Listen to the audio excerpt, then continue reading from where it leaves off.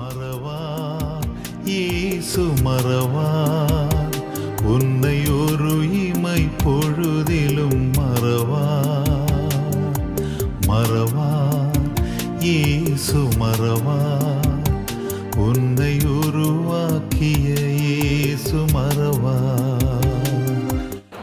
ஆண்டவராக இயேசு கிறிஸ்துவின் விலையேறப்பட்ட நாமத்தினாலே உங்கள் யாவருக்கும் என் அன்பின் ஸ்தோத்திரத்தை இந்த காலை வேளையிலே உங்களுக்கு தெரியப்படுத்துகிறேன். எனக்கு அன்பான தேவனுடைய பிள்ளைகளை, நாட்களில் நாம் இந்த உலகத்திலே பார்க்கும் பொழுது ஒவ்வொரு மனிதனுடைய வாழ்க்கையிலும் பலவிதமான கலக்கங்களும் கண்ணீரும் வேதனையும் துன்பத்தின் பாதையிலும் கடந்து சென்று கொண்டிருக்கிறார்கள். கர்த்தர் உங்களுக்கு கொடுக்கிற வார்த்தை, உங்கள் இருதயம் கலங்காதிருப்பதாக, தேவனிடத்தில் விசுவாசமாயிருங்கள், என்னிடத்திலும் விசுவாசமாயிருங்கள் என்று சொல்லி யோவான் எழுதின சுவிசேஷம் 14ஆம் அதிகாரம் 1வது வசனத்திலே வாசிக்கிறோம். உங்கள் இருதயம் கலங்காதிருப்பதாக. உலகத்தில் வாழ்ந்து கொண்டிருக்கிற ஒவ்வொரு மனிதருடைய மனமானது கலங்குவது அது மனித இயல்பு. அதிலும் நான் பார்க்கிறதான பொழுது பலவிதமான பிரச்சனைகளிலும் போராட்டங்களிலும் அவருடைய உள்ளமானது அதிகமாகவே கலங்கி கொண்டிருக்கிறது.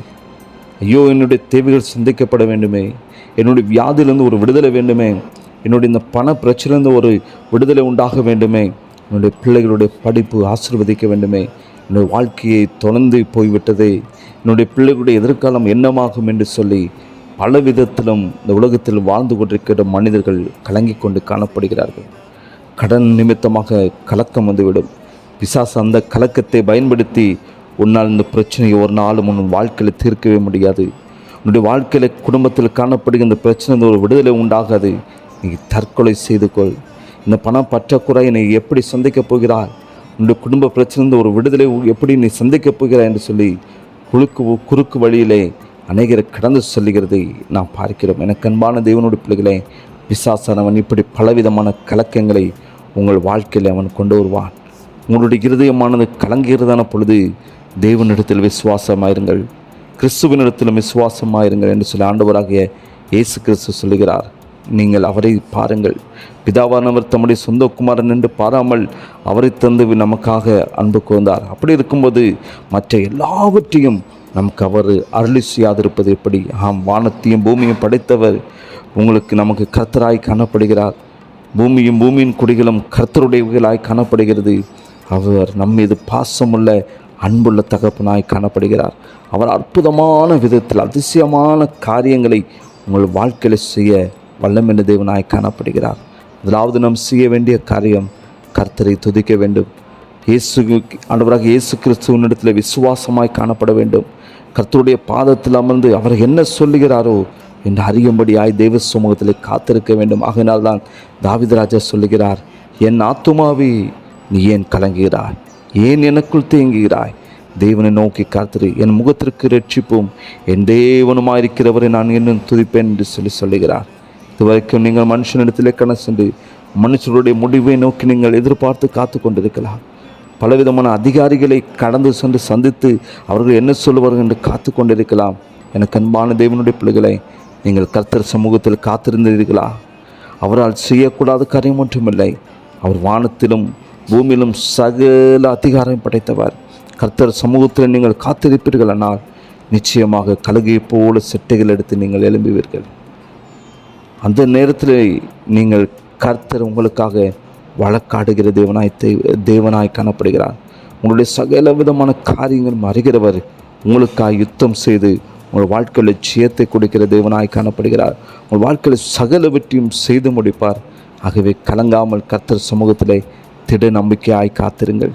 அப்படி நீங்கள் காத்திருக்கிறதான பொழுது கர்த்தர் சகலவற்றையும் உங்கள் வாழ்க்கையிலே செய்வார். உங்கள் இருதயம் கலங்காதிருப்பதாக. தேவனிடத்தில் விசுவாசமாயிருங்கள், என்னிடத்திலும் விசுவாசமாயிருங்கள் ஆண்டவராக இயேசு கிறிஸ்து சொல்லுகிறார். ஒரு சமூகத்தில் விசுவாசத்தோடு நீங்கள் காத்திருக்கும்போது, நம்பிக்கையோடு காத்திருக்கும்போது உங்கள் இருதயத்தில் அந்த கலக்கத்தை மாற்றி உங்கள் வாழ்க்கையை கர்த்தர் ஆனந்த கழிப்பாய் சந்தோஷமாய் மாற்ற வல்லமையுள்ள தேவன். தெய்வ சமூகத்தில் உங்களை அர்ப்பணியுங்கள். கர்த்தரின் நாட்களில் உங்களுக்கு வாழ்க்கையில் காணப்படுகிற எல்லா கலக்கத்தையும் பயத்தையும் கண்ணீரையும் வேதனையும் துக்கத்தையும் மாற்றி ஆனந்த கழிப்பாய் மாற்றுவார். ஜெபிக்கலாமா? நேசிக்கிற அன்பின் நல்ல தகப்பனே, அப்போ ஆசீர்வதிக்கப்பட்ட அந்த காலை வேளைக்காய் ஸ்தோத்திரப்பா. உங்கள் இருதயம் கலங்காதிருப்பதாக என்று சொல்லி நம்முடைய வார்த்தைகளை தந்து நீர் எங்களை தேற்றுகிறோம். உமக்கு நன்றி செலுத்துகிறோம். நீங்கள் உயிர் திறந்த பிற்பாடு தம்முடைய சுற்றுகள் கலக்கமுற்றவர்களாய் பயந்தவர்களாக என்ன செய்வோம் என்று சொல்லி அறியாமல் திகைத்தவர்களாய் கடன் சென்ற பொழுது உங்கள் இருதயம் கலங்காதிருப்பதாக. பயப்படாதே என்று சொல்லி பயத்தை மாற்றின தேவன் இன்று எங்களுடைய பயத்தை இது மாற்ற போதுமான தேவனப்பா. என்னிடத்தில் விசுவாசமாக இருங்கள் என்று சொன்னீரேன். உண்மையிடத்தில் விசுவாசமாக இருக்கிற தம்முடைய பிள்ளைகளுடைய கலக்கங்களை மாற்றி, பயத்தை மாற்றி, கண்ணீரை மாற்றி, பிரச்சனைகளை மாற்றி என் தகப்பன ஒரு ஆறுதலையும் சமாதானத்தையும் என் தேவன் கொடுக்க போகிற மேலான தயவுக்காக நன்றி செலுத்துகிறோம். உண்மை அதிகமாக தெய்வ சுமத்தில் காத்திருந்து விசுவாசத்தில் வல்லவர்களாய் காணப்பட தகப்பனை இருக்கிற செய்யும்படியாக நாங்கள் செபிக்கிறப்பா. இந்த வார்த்தையை கேட்கிற ஒவ்வொரு பிள்ளைகளும், ஜெபத்தில் இருக்கிற ஒவ்வொரு பிள்ளைகளும் கர்த்தர் ஆசீர்வதிப்பீராக, நன்மையான காரியங்களை செய்வீராக. ஆசீர்வதிங்க. இயேசுவின் நாமத்தில் செபிக்கிற நல்ல பிதாவே, ஆமேன், ஆமேன். உன்னை உருவாக்கிய இயேசு மறவா, மறவா இயேசு மறவா, உன்னை ஒரு இமை பொழுதிலும் மறவா, மறவா இயேசு மறவா.